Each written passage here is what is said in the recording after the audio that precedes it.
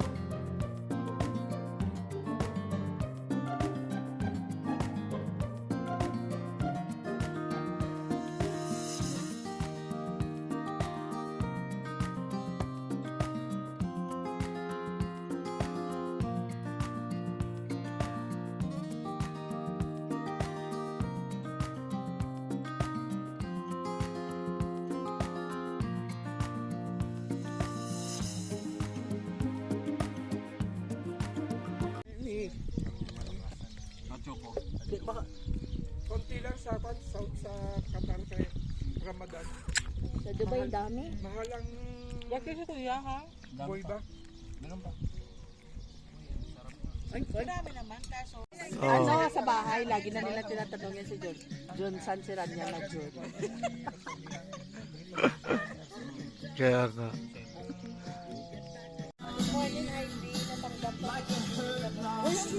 Nandun na sa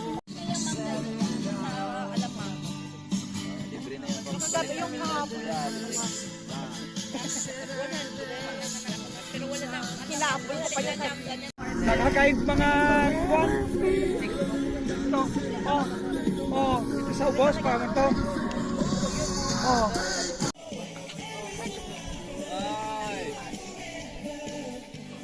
Lord overall.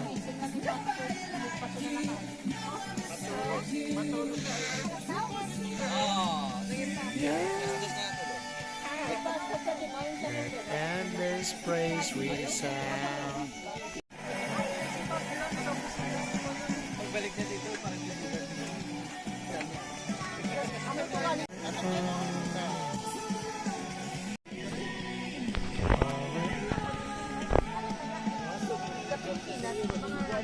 Wala ako